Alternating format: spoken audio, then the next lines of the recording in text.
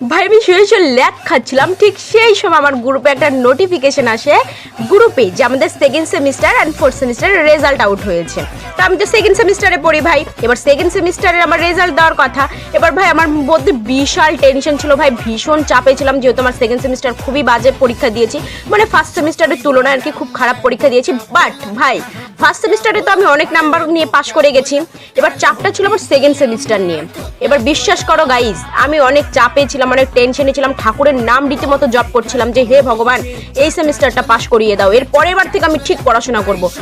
Literally guys আমি দেখি আমি সেকেন্ড সেমিস্টার পাশ করে গেছি।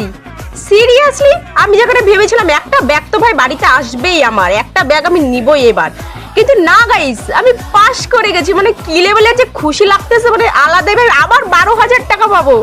সিরিয়াসলি আবার 12,000 টাকা, আমি এটা ভেবে খুশি হয়ে যাচ্ছি ভাই, 12,000 টাকা পাবো। দেখো ভাই আমার কাছে যেমন কলেজ পাশ করাটা অনেক বড় একটা কিছু ছিল, যে না আমাকে অনার্সটা ধরে রাখতে লাগবে, আমার অনার্সটা রাখতেই হবে, যেহেতু এতগুলো টাকা দিয়ে আমি ভর্তি হচ্ছি প্রতি বছর বছর। ঠিক তেমনি ভাই আমার 12,000 টাকাটা ভীষণ ইম্পর্টেন্ট ছিল ভাই, যে 12,000 টাকাটা নিতেই হবে, যেহেতু ক্লাস 12-এ পেয়েছি। এবার কলেজে ফার্স্ট সেমিস্টারে যদি ফার্স্ট ইয়ারে যদি না পাই তাহলে একটা মন ভেঙে যাবে ভাই, কারণ একবার কথা আছে না, টাকার লোভ, একবার পেলে বারবার পেতে ইচ্ছা করে ভাই, আর 12,000 টাকা হাতছাড়া করা যায় বলো তো।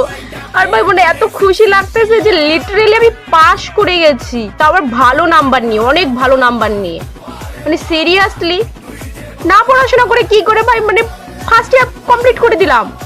আর মানুষ এত পড়াশোনা করে ভাই গাধার মতো পড়াশোনা করে পাশ করতে পারে না, আর আমরা না পড়াশোনা করে পাশ করে পড়ে যাই।